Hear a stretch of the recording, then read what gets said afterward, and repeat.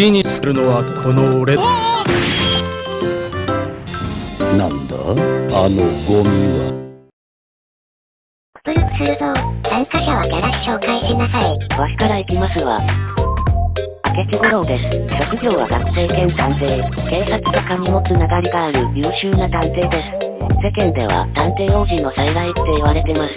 探偵王子って何？俺も知らん。なんだこいつ。さて今回はどんだけファンブルかな。始める前から諦めるのやめれ。探索技能に降ってこないという題材を犯しましたがよろしくね。あ、一個言っときます。今やってるキャラ紹介なんですけど、当時は全くやってません。つまり、編集者黒猫の完全妄想です。と言っても、会話内容は別のところから部分的に取ってきて、ここに反映してます。では続きどうぞ。はい。高木翔馬、職業、エンジニア、仕事で疲れたおっさんです。気分屋で難聴です。このタクでも含めて唯一まともな人です。わしはてめだけ芸人だから。日頃の行いで、ちょっとは反省しろ。次。明星ひかりです。職業は天文学者。自分の名前の由来である明るい星のように光ってほしいという理由から天文学者を目指しました。天体観測と風景写真を撮るのが趣味です。体重は伏せてあるんですけど、それについて聞こうとすると、あんたバカじゃないの、乙女にそんなこと聞くんじゃないわよと回し蹴りをお見舞いされるのでやめましょう。体重何キロなん？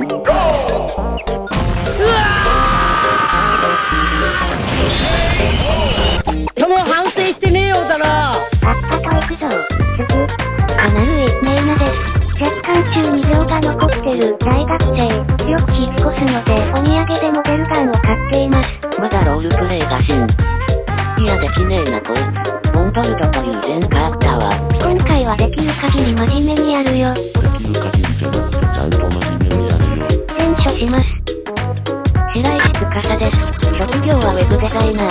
ごく普通の一般人で多趣味。ウェブデザイナーとして星をモチーフにしたロゴやレイアウトなどを作成して、それを収入にしています。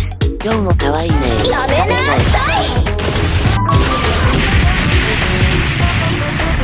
い。やっぱこれだね。雨の王子です。職業は公安。子供の頃に警察に憧れ、警察に入るが、能力が優秀だったため、公安に入れられます。そして問題を起こすため公安では問題児にされてます。ラスト。ついに私の出番ですね。ごきげんよう皆様。私の名は、どうも、みっこです。ふざけすぎだ。さ、始まったね。クトゥルフ神話 TRPG。やったなこいつ。一丁前に住んでる機能はまともなのさ。